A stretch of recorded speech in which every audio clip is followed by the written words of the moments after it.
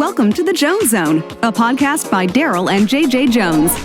Hello, everybody. Welcome to another episode of the Jones Zone. Today, we're going to talk to Walt Tamulinas. Walt's a great friend of mine. We've known each other for, 30 plus years.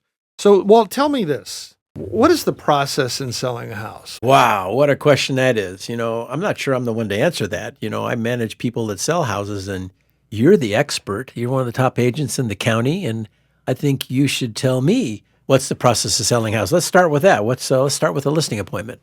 Well, all right. Okay. Yeah. First is the listing appointment. Typically, I go to the listing appointment providing a biography of myself and or my experience, past clients. I bring a market analysis. We want to figure out what the properties are selling for in that particular neighborhood and what's likely to sell for. I review the property as far as potential upgrades if the person wants that. I just went on an appointment yesterday, went through the house and gave them all the details that they could do to improve it and sell it for a lot more money. And I'm not talking about spending $100 to get $100 back. I'm talking about, it's just ratio-wise, spend $100 to get $500 back. So we do that, and then we determine an asking price that would typically provoke the most activity and cause it to sell for the highest price possible, because I'm telling you, asking price is hugely important and not necessarily the way you think. Oftentimes people will think, well, how do I get as much money for the house as possible? There is an answer to that, but it's not by asking a lot of money. You want to price it competitively. And so it's really important to know values of that area and pricing it right. In fact, because that'll cause multiple offers. I had a great story. My brother-in-law wanted to sell this. In fact, I told this story again, so forgive the listeners that are listening to it for the second time. He wanted to sell or buy this lot of land that came next door, came on the market next to his house. It's been a vacant lot of land forever. So all of a sudden a sign up. He calls me up. He says, yeah, hey, Darryl, I want to buy this house. Could you find out about it? So I said, yeah. They find out, okay, it's an auction. We got to go on a couple Saturdays. We go 9 a.m. We go to the attorney's office to do this auction. There's buyers there, 9 buyers there. We start the bidding at 700, 725. You know what an auction goes. Goes all the way up to 950. There's only 2 buyers left. That property at 950, okay, and one buyer says, yeah, okay, 975, million, 1,025, 1,050, 1,075. Wow. Went all the way up to $2 million. Oh my goodness, really? And it was because there was competition for that house. Talk about some psychology. We talked about it in another show about the psychology of, first of all, they want to win. You're kind of competing, so you want to win. You're already in the heat of the battle.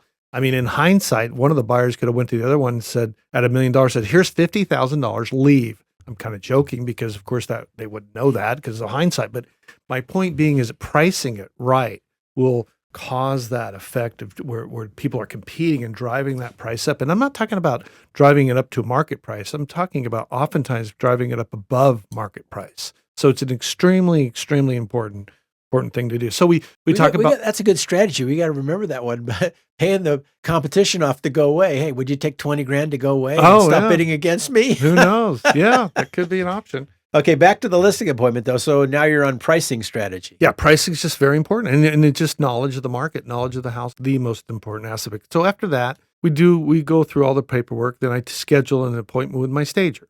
So I said, okay, the next steps will be my stager. She's typically 2 visits. One is the consult where she comes in and her and the seller review the house. They go through the entire house because we have different degrees of staging. There's many times where people don't want to do a lot or they literally can't. What are we supposed to do with this stuff? So we work with them. It's not as though we tell them to remove all their stuff. Not at all.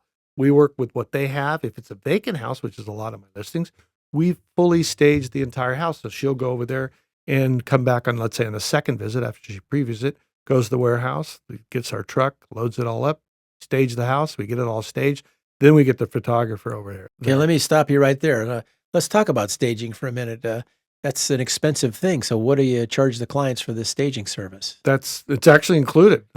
So you're taking the cost of that. You're burdening the cost of that. Then correct. You're paying for it. Okay. What's the most common upgrade you recommend that you see is pretty common in a house? The people that are listening to this going, how much do I have to pay to get my house ready? So what's the most common things that you see that you need to be done in order to get the house ready for the market? The most common, I would say, is painting. It's really minimal. And I'm telling you right now, it's typically going to pay for itself tenfold. Painting, possibly flooring, Here's some minor things that may sound kind of naive or not that important. However, it's just the opposite. And that, frankly, that's the beauty of it. They are minor, but they create such a big thing. Scraping the ceilings, that's another thing. The cottage cheese is totally out. In fact, and I've walked into houses with buyers, other houses, and they have the cottage cheese ceilings, and it's always the same thing. The eye roll and go, oh, we got to get rid of that. So you want to eliminate that, because not only eliminating that also creates that burden for the buyer not to assume, but it also creates a better feel for the house. It modernizes the house. And then the other couple things that modernizes a house is baseboards. Oftentimes I'll walk into a house, they've got those old 1-inch baseboards built in the 50s, 60s, or 70s. Update that to a 3.5-inch baseboard or so. That makes a tremendous difference.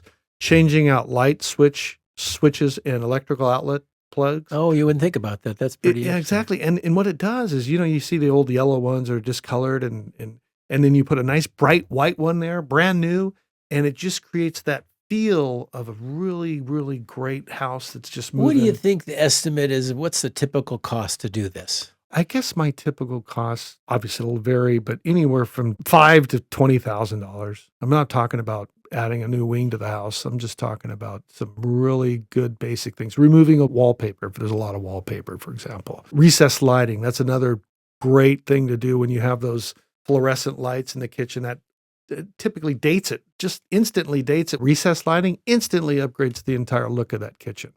Okay, so before we get to your marketing phase, we got through pricing. Let's just stop here and do a freeze frame on this. You have a client that says, okay, I'm ready to go. I'm put my property on the market. I agree with your price. That's in your strategy for marketing, no problem. But I don't want any lockbox and I don't want any sign on the yard. How do you deal with that? I let the seller make all the decisions. I just tell them the pros and cons. And what I'll tell them, for example, about signs. And oftentimes there's very desirable neighborhoods. And some people don't want to move unless they can get a house in a specific neighborhood. Well, oftentimes, since they're not looking all the time, they're just looking for signs.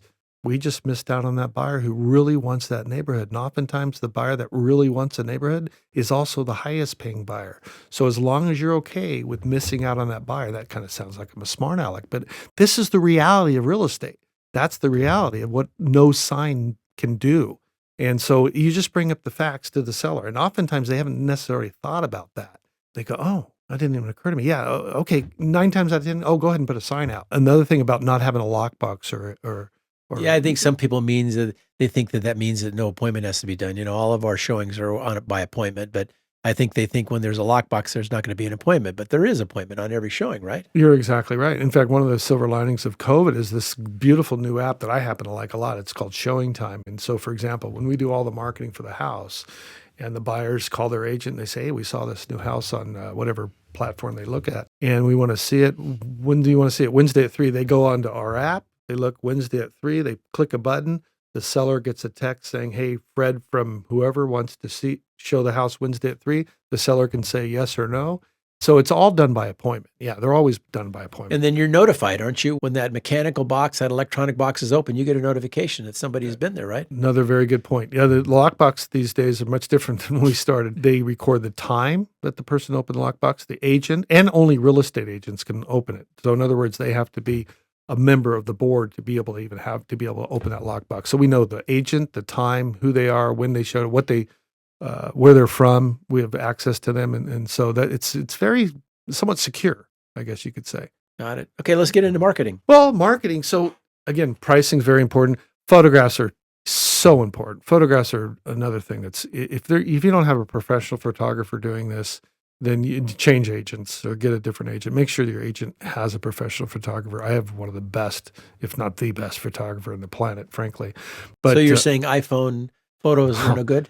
No, in fact, it's funny. I saw something on MLS the other day, and the primary photo had a picture of their side mirror of their car on the edge of the picture, meaning they didn't even get out of their car, for crying out loud. And that's another extreme. I'm thinking, because the photos are going to do one of 3 things. Photos are either going to go, oop, don't need to see that house. Maybe we'll see that house too. Ooh, we got to go see that house. So you need to make sure your house is in the, we got to go see that house. So the photography is extremely important, and not too many too. Oftentimes people want 1,000 photos of the house. My feeling on philosophy on photographs are the photographs they need to be very intriguing. They need to be photographs where a buyer looks at that and goes, oh, I mean, that sounds obvious, but oh my goodness, I need to go see that house. In other words, I feel that you can put too many photographs where a buyer can say, gosh, it seems like I've already seen the house. Don't even need to go out there. No. Buyers typically, they got to get out there. So you just want to pique their interest, if that makes sense. Right. Got it. Yeah. So, It's a funny story. I saw, I was looking in the MLS and I saw one of my clients wanted to submit photos, that he'd taken. He wanted his own photos and he's standing at the mirror in the bathroom behind the sink is there and his shirt's open and his hairy chest is there and his belly's hanging out. God. But that showed the bathroom really well. Yeah. What about the reflection in the mirror, buddy?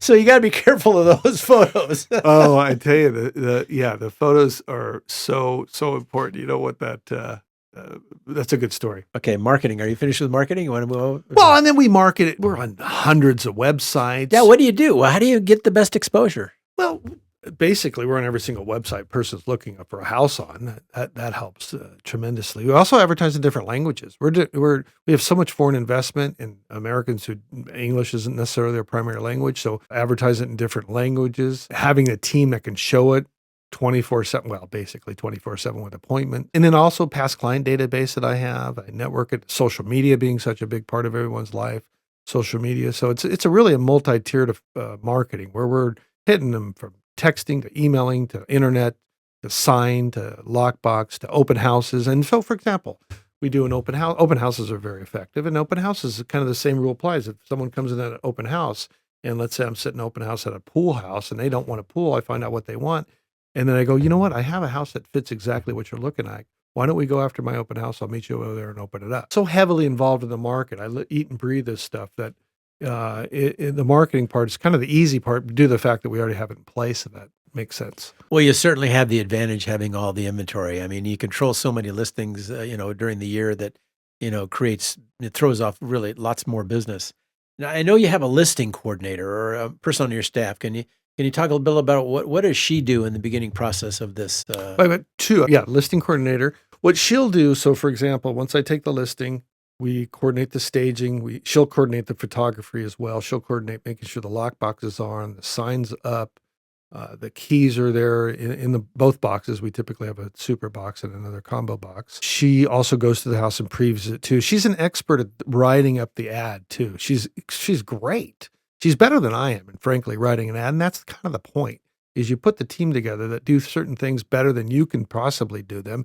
Therefore, your client gets everything done top notch. So she'll go in there, she'll look at all the upgrades. She interviews the seller, find out what all the upgrades that they've done to the house so we can leverage those upgrades.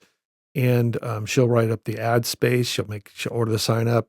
Probably starting to repeat myself. And then she'll go through the disclosures. How about too. Marketing flyers? Do you use marketing flyers? Oh, absolutely. You got to have flyers. We keep that box filled at the house and inside the house until it closes escrow. You put a price on the marketing flyers? We don't put the price because sometimes price changes, and also, I'll be blunt, we really want the buyers to contact us. And if we don't give them a reason to contact us, there's not going to be a way to get them into the house. So, for example, if they call us about another thing when I mentioned about having other listings. So oftentimes by not having the price on the flyer, I know it could annoy certain people, but look, I'm trying to sell houses and I work for the seller. They therefore need to call me and find out about the price. And they say, oh goodness, that's more than I want to spend. Oh, really? What do you want to spend? We need to be at $1 million. I go, great. I got 3 other listings at $1 million. When can you go see them?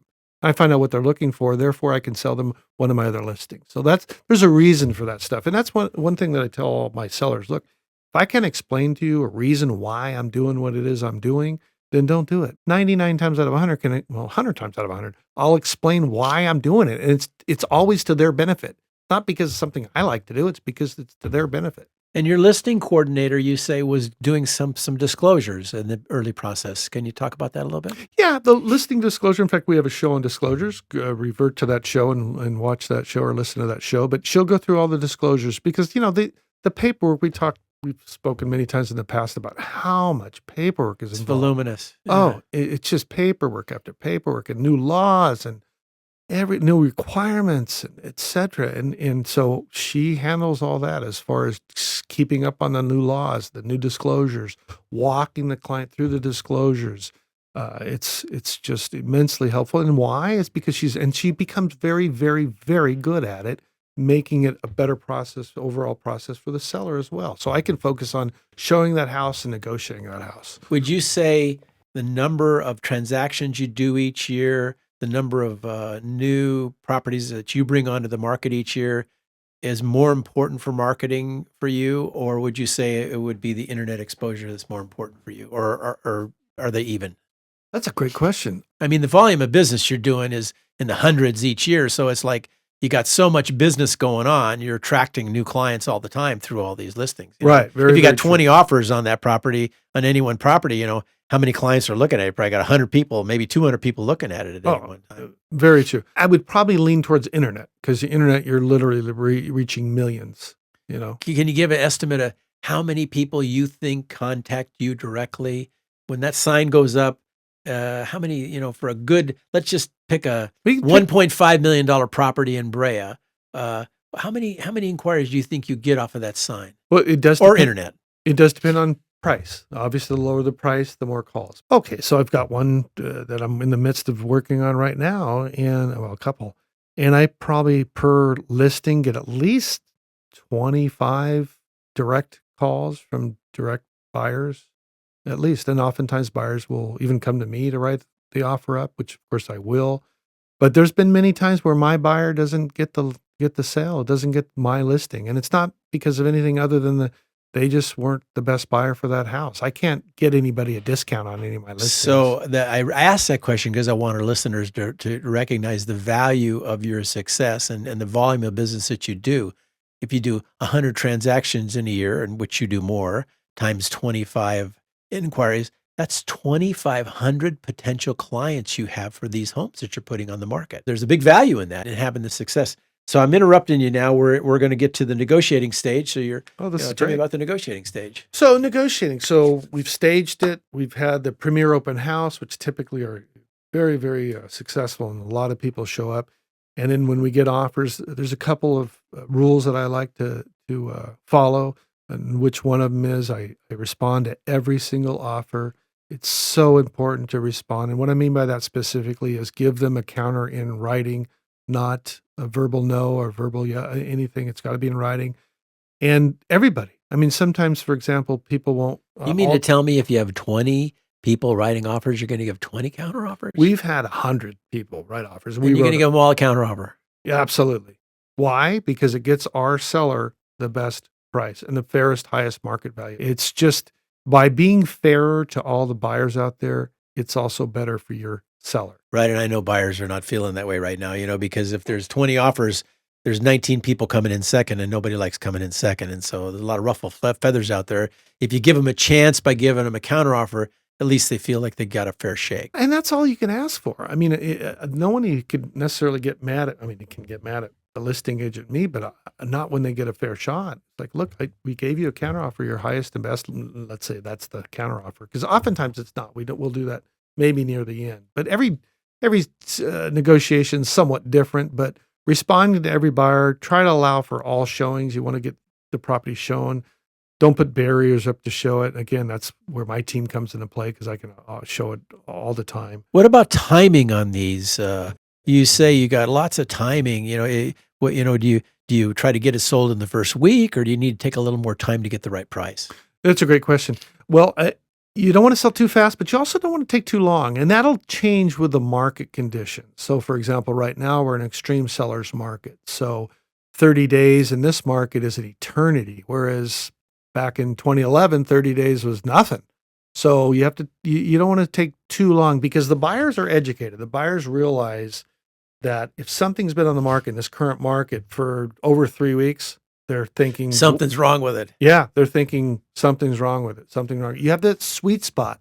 I would say between when it's listed to the first 10 days to where you can really do your best negotiating. In fact, I tell all my sellers, I say, look, I can tell you right now who our highest paying buyer is going to be. It's going to be a buyer that's lost out on probably 5 or 6 other houses that now are mentally prepared. They're educated. They're educated. They know that in order to get a house, they're going to have to be the winning bid, and they're willing to do it.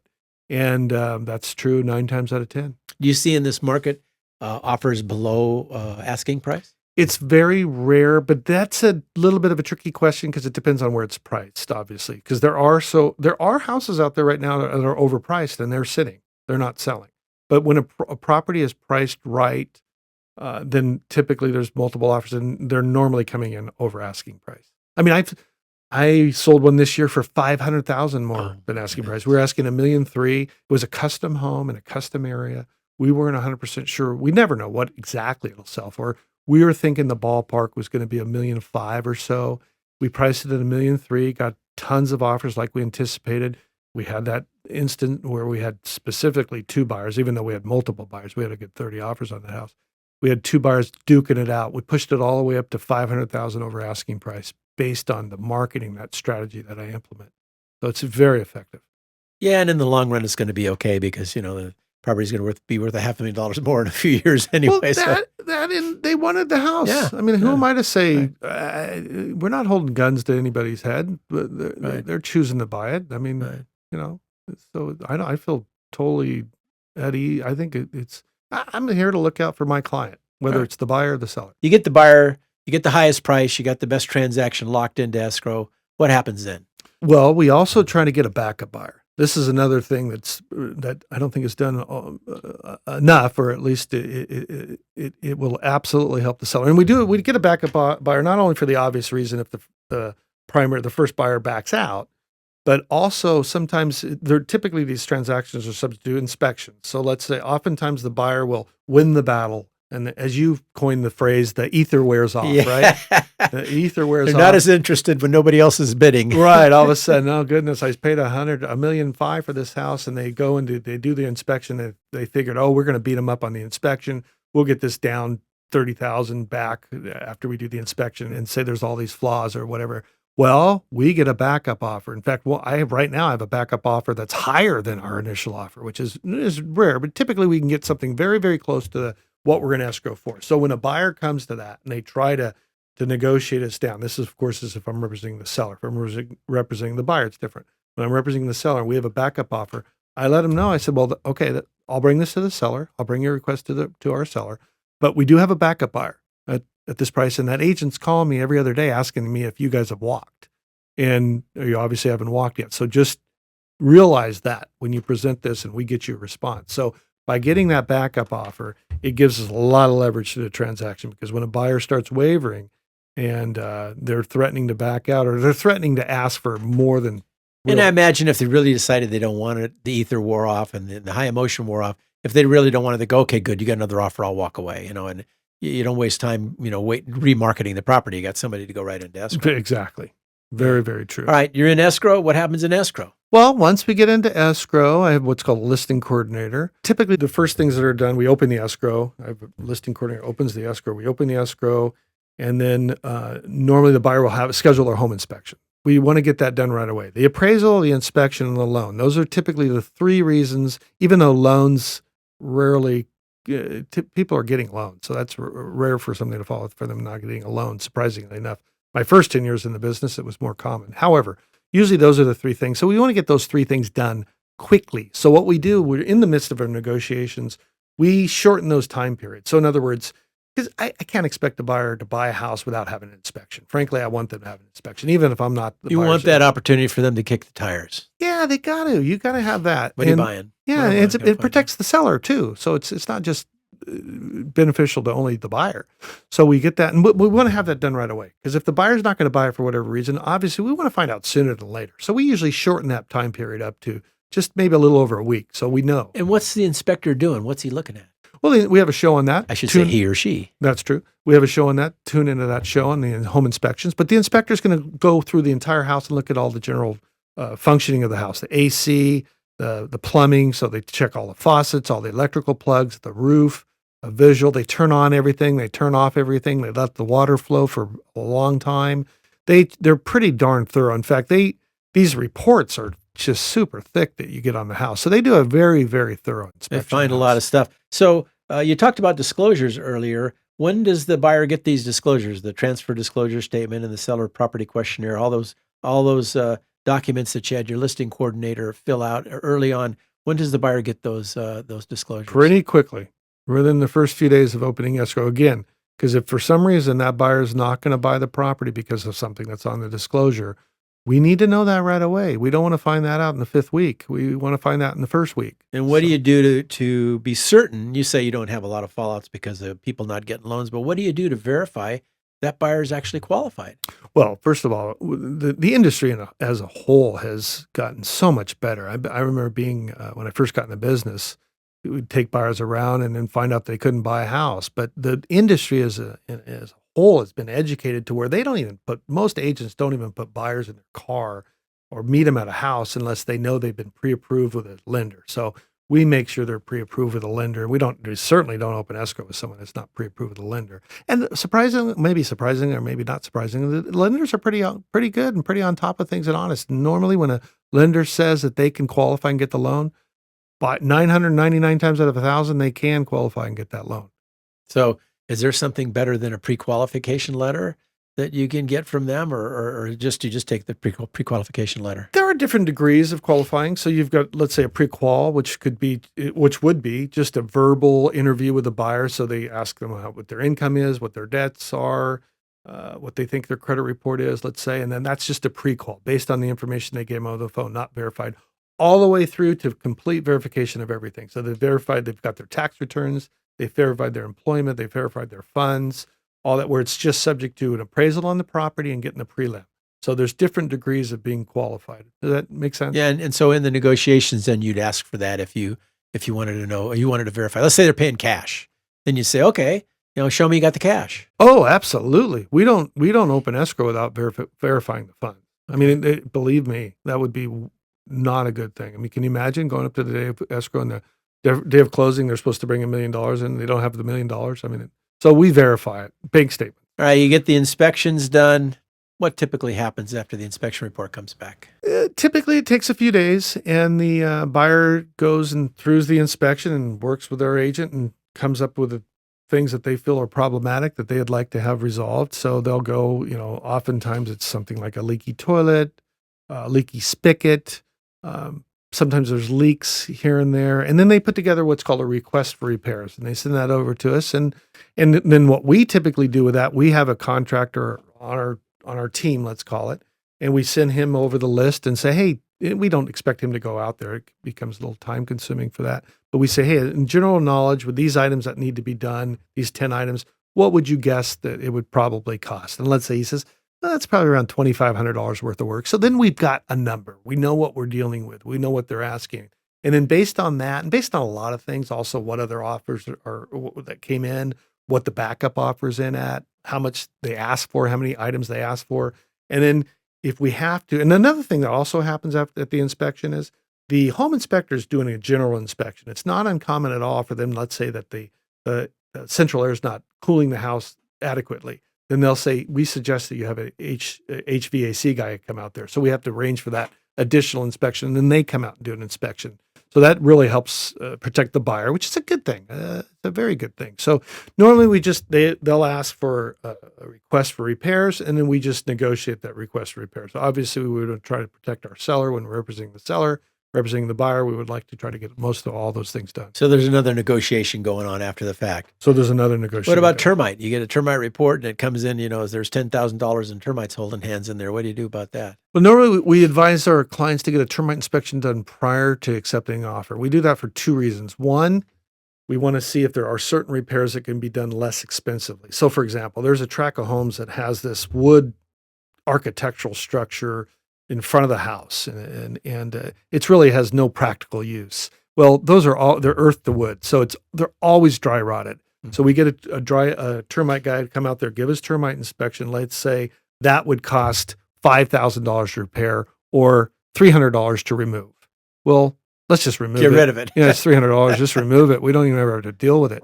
And then so we did it for that. For any repairs, because you can repair a house any of the way you want prior to accepting an offer. In other words, if you sell a house with an 8-foot beam and there's dry rot at the end, before you accept an offer, you can just saw off that dry rot. Once you accept an offer, you can't unilaterally decide to make that 8-foot beam a 7-foot beam. You got to get the buyer's permission. Well, buyers aren't going to permit that. So we do that in advance for that reason. Not to mention, we need to know what the termite cost is going to be. Like, it could be zero. With many houses, it's just maybe zero or a couple $100. Could be, I had one that was, I think it was $60,000 because they had this elaborate deck in the backyard. Well, by us knowing that before we start our negotiations, we realize that that's out there. So we know that we have to address that now. And oftentimes when in the heat of the battle and people are negotiating, we'll give them the termite inspection right then and there and say, hey, you need to approve that. You need to look at that and make sure you're okay with it. When they're in the heat of the battle of negotiations, they're far more likely to be, oh yeah, we're okay with that. They're okay with that. Yeah, when there's 10 other buyers asking for the same property at the same time. Right, exactly. So that's when you kind of want to deal with it. And also we'll get offers that ask for a termite clearance and some that don't ask for a termite clearance. Well, to know the difference between those offers, we need to know what a termite clearance costs. Right. So Good. that's why you Good. want to get Right. that. All right, so you're rounding the corner and you've got all the hard work done. And what do you do about scheduling the close of escrow? I mean, is that an exact date? Or is it like an estimated date? It's an estimated date due to the fact that we can't close on weekends or we can't close on holidays. So oftentimes people when they write offers, buyers will put 30-day escrow. Well, 30 days could fall on a Saturday. We can't close on a Saturday. So Do you typically close exactly on the date or maybe a day or two or a week later? It's a good question. Oftentimes we do. We typically close, very, very close to the date, other than it being on like I said, a weekend or a holiday, because we literally can't. LA County also, for example, that has to fund one day and record the next day unless you hand deliver it. I don't want to get it in this here. But we're pretty good at getting it closed on the agreed upon date. One thing is, too, the appraisal. The appraisal is another big issue right now. That is a big issue. Yeah, so these properties are actually appraising at these crazy prices they're paying? I tell you, I just got a couple of appraisals and I was so happy because we sold them for such a high amount and so much more than the comps. And I'm thinking, oh my goodness, how are we going to get this in? Well, another thing, back to the negotiations and getting a lot of offers. That's another thing we look at. So we typically are selling at such a high price. The appraisal can be a concern for sure, because just in case the audience isn't aware, whenever anybody buys a house, they typically have what's called a contingency on the appraisal. That's their lender sending out their appraiser to make sure it's adequate collateral in case they don't pay off the loan or they miss a payment.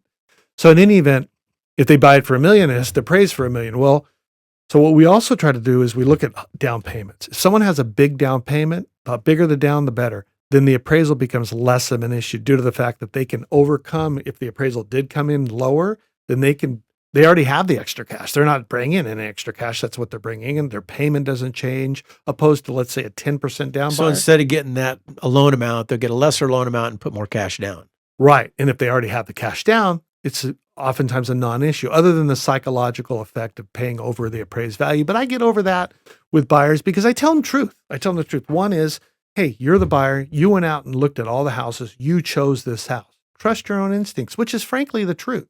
And number two, appraisers are it's not God coming down on earth telling you this is what the house is worth. It's just an opinion. It's just an opinion. In fact, I've got a great story. When this happened, I wasn't real happy about it, but back when the mortgage debacle happened, the Dodd-Frank bill that passed, they were requiring 2 appraisals per transaction. Okay. Well, I got this one house into escrow. The buyer had their 2 appraisals. Then the buyer had some personal issues, had to back out. I had a backup buyer, got them right back into escrow. That buyer had their 2 appraisals. So we had a rare instance of having 4 appraisals in the very same month. Well, guess what? They're all different. They're all different. In fact, I even remember them. 650, 618.5, 670, and 619.5. What is my opinion? Is my opinion. That's my and so I tell that story. It's a true story. I tell that to buyers because the buyers need to know that this is not God coming down. This is just one person's opinion. Trust your own opinion. So when we get a lot of offers that we can get the buyer that has a big down payment, that's just really, really helpful for that alone. It's just easier for them to get financing. All right, we're rounding the transaction to the close. What happens? Well, the close, we've already negotiated any repair request. We've gone all through the disclosures. The loan's been approved. We just wait for the lender to send loan docs to escrow. Then escrow will contact the buyer, say, okay, can you meet tomorrow at 3:00? They come in and sign the loan docs, bring in their funds, whether it's a wire. Normally it's a wire. They wire in their funds, and then we typically close it. It's it's that simple, I suppose. And does the seller move out right away, or they have any time after the close? That typically it's customary to get possession, close of escrow plus 3 days. You get 3 days, but I've been able, especially in this market, that's another great part about a seller's market. I just negotiated a full 1 month rent back for a sell at no cost. Oh, wow. for a seller because the buyers are clamoring and they're competing over this property, Big time. and the seller can more likely get what they need, and possession being one of them, moving out. Another thing I like too is because oftentimes one of the big challenges in this market is finding a house for buyers because there's such kind of low inventory.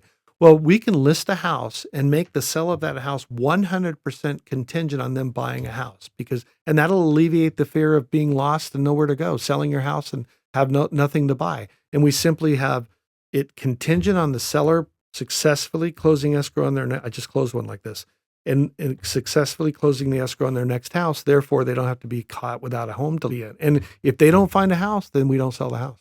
Do you find most people are buying another house or they're waiting to buy? What's the typical situation there? Well, I tell you, most sellers I have are people who inherit the house, so then they're not buying anything and or are moving out of state. The ones that are staying here, yes, they're trying. A lot of people downsizing.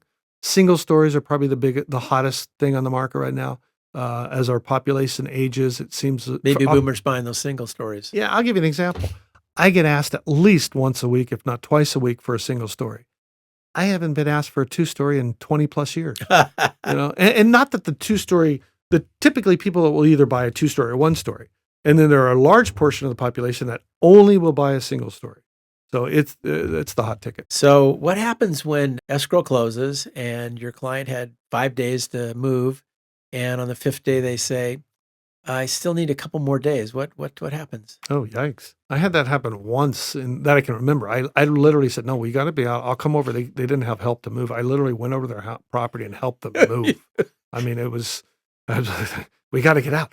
But if it's something like that, then I just have a heart-to-heart with the other buyer's agent or the buyer and just let them know they're not Maybe negotiate a per diem or something to stay for a couple more days. We figure out what the new buyer's loan amount, taxes, insurance, HOA if there is one, what that is divided by 30, and we come up with a per diem, and then we say, look, this is fair, and then the buyer will get a little bit of a rent, so at least it's not costing them money. It's interesting if you look at all this process that you go through, from going to the property to do the appraisal, sending the stager there, having all of your staff involved in this transaction, having multiple offers negotiated and stuff, paperwork being sent all over the place, meeting appraisers, inspectors, doing disclosures, voluminous amounts of paperwork that we have to do, and all the time that the staff spends it's really amazing how much money you spend marketing these things and getting them to sell. And then sometimes we got to sell them 2 or 3 times. You got to pay all over again with the next buyer in the next transaction. So it really is kind of expensive to get through this process, isn't it? Yeah, it can be for sure. No doubt about it. Not only time, but capital as well. Yeah, no doubt about it. But I love it. It's just, there's nothing I would rather be doing. Well, you're doing good at it. All this that you're doing, that's why you're one of the top agents in the county for sure. Well, you're very nice. Well, guys, this is interesting. You interviewed me. Is that your last question? That's my last question. All right. Well, fantastic. I appreciate you joining us for another episode of the Jones Zone. I hope the audience found that useful, and please subscribe to our channel and message me if you have any questions whatsoever. And Walt, again, thank you so much for Happy to coming be here and doing this. Take care, everybody. Bye-bye.